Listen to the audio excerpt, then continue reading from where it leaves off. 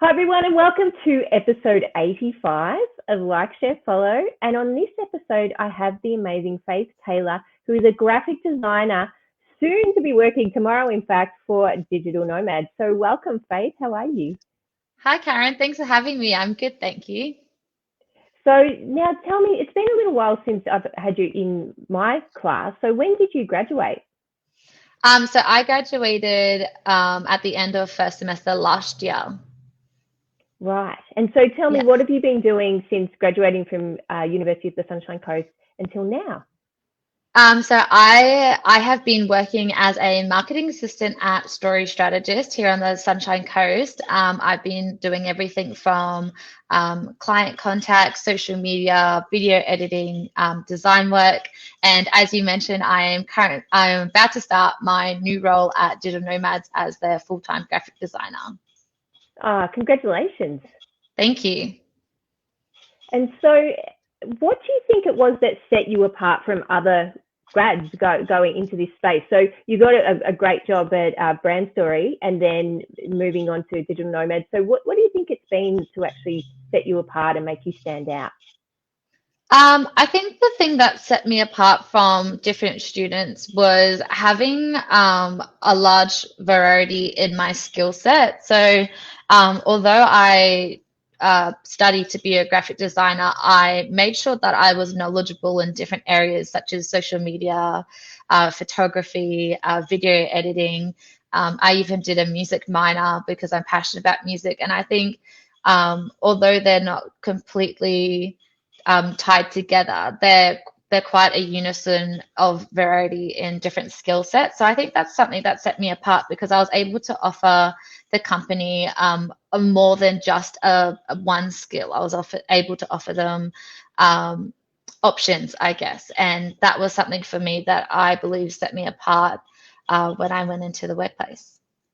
Absolutely. So it's like almost that notion of I'm not sure if you've heard of this before, the T-shaped professional. So you have a knowledge across a range of areas, but you really specialize in a couple. Um, Yeah. and yeah, so I could see how that would make you very attractive to employers. Yeah, absolutely. Especially in like your marketing and digital space, it's been quite an advantage that I'm really grateful that I took at uni, and really great that I took advantages of the courses and different learning opportunities that I had there. Excellent. And so your career is clearly going from strength to strength. So what has been some of the best career advice you've been given along the way? Probably some of the best career advice I've been given was um, well, first of all, this is a bit of a life advice, but like just be yourself, and just be confident in what you can do and what you can offer to the team. And most recently, probably as I've been leaving, some great advice I'd been given from Story Strategist is to be hungry, to be passionate, and um, to just and so sorry, there's a saying, and it's hungry, smart, and humble. And that advice has been given to me over the last week, and I thought that was quite good advice. And it's about being passionate, being smart about what you're doing, and just still respecting people in your workplace. And I thought that was a great way of summing up how you should kind of approach the workplace. Absolutely. And so, Yeah. reflecting on your time at university, what Mhm. have been some of the skills? So, you mentioned some of them, but what have been some of the skills and knowledge that you've found really helpful in your current role? Something I found really helpful was actually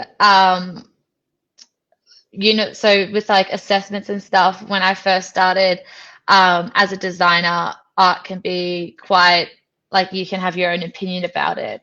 So I actually found it quite helpful, I guess, having my teachers kind of not shun me, but turn away my ideas because it wasn't particularly how they would perceive the project.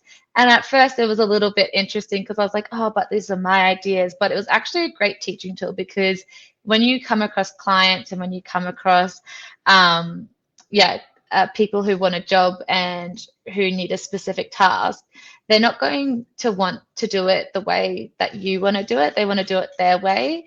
So I think that was a really great tool for me because I learned very quickly how to communicate the best to let them have the best outcome, but also how they would kind of approach the situation. So I think that was a skill that really helped me through university and through now with clients.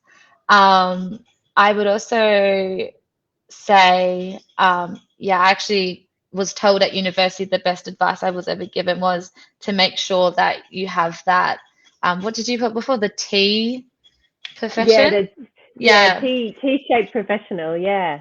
Yeah, that was actually some advice I was given at uni was to just almost have your finger in a few different pies because especially in my career, like if you can fill the job of three different people, you're going to be more desirable to an employee rather than having to hire like a photographer by itself, a social media manager by themselves, or just a graphic designer. If you can have that skill set enough and be qualified enough that they don't have to hire different people, you're going to be more desirable. That's something I also learned at university, which I'm very thankful for. Excellent. And yeah. And so on the flip side of that now, reflecting on your time at university, what have been some skills and knowledge that you've really needed since graduating that you wish you learned at university? I think the biggest thing for me at university was probably time management and workflows, which doesn't necessarily happen at uni, but it's kind of that in workplace knowledge that you almost can't get at uni because you almost need to be in it to understand it. So understanding like your workflows with clients, and that would probably be the biggest thing that I've learned outside of university. Yeah. Yeah, and I get that too. I mean, really, like at university, you might get 4 weeks to develop something, but in real life, you might just get a few hours. So it's it's a very different sort of environment.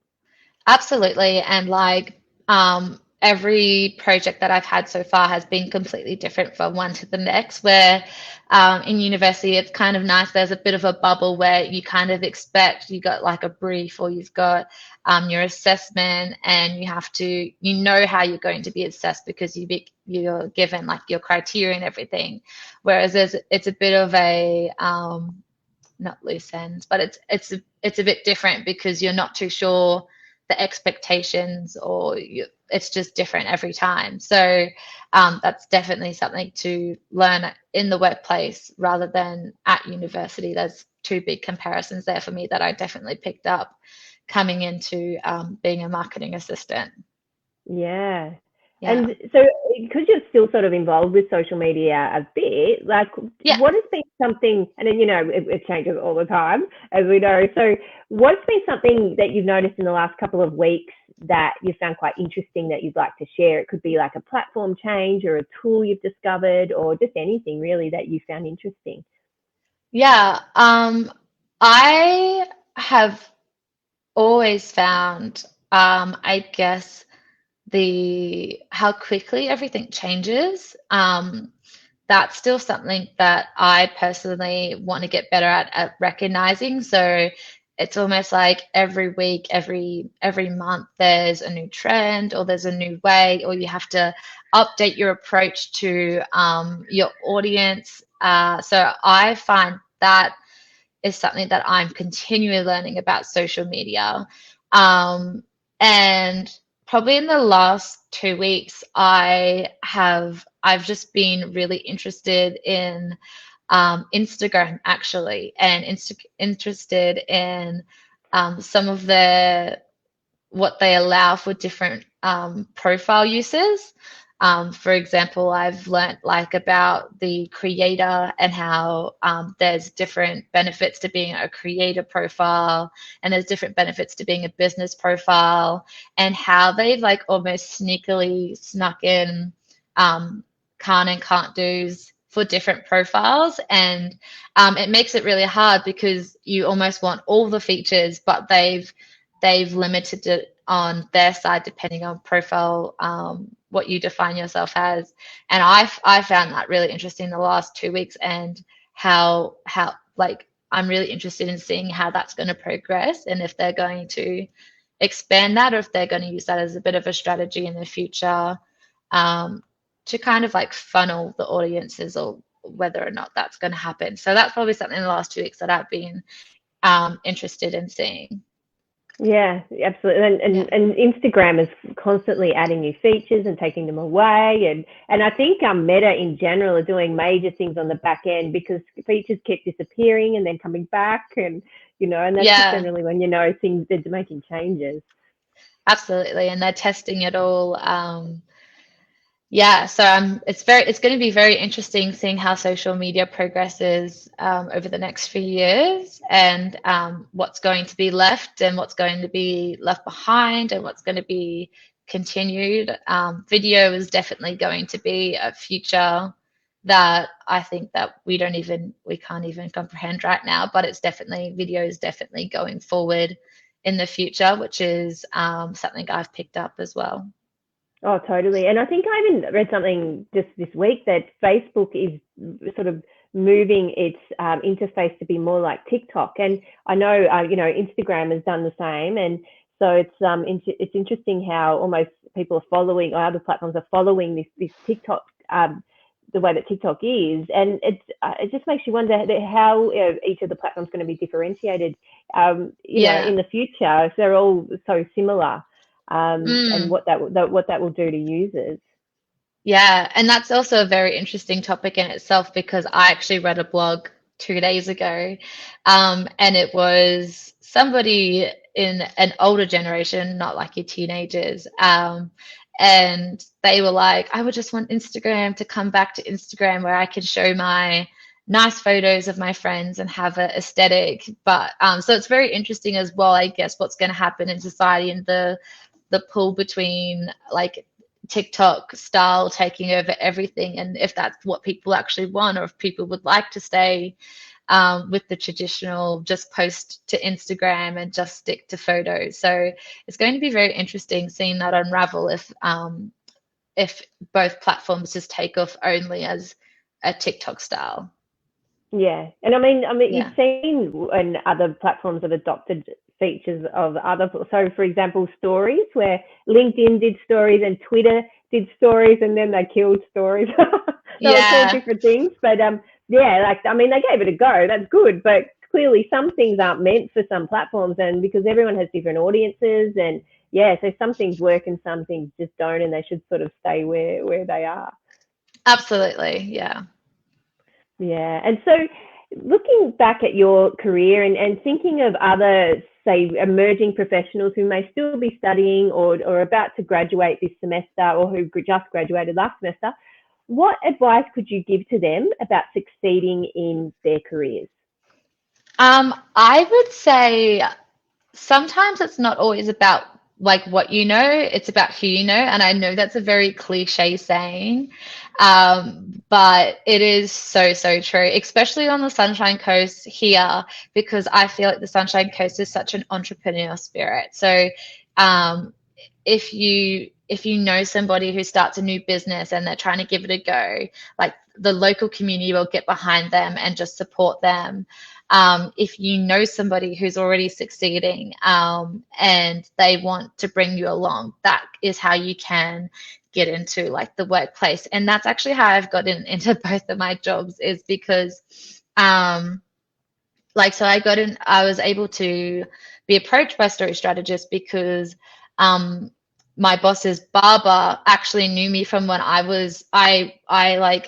studied at a cafe every day while I was at uni, and I created these connections with the people around me. So there was a barber, there was a design studio upstairs actually, and there was the baristas, and I made these connections with these people, and because of those connections, I was able to get my job at Strategist, and same has applied for my new job at Digital Nomads because of some connections I've made.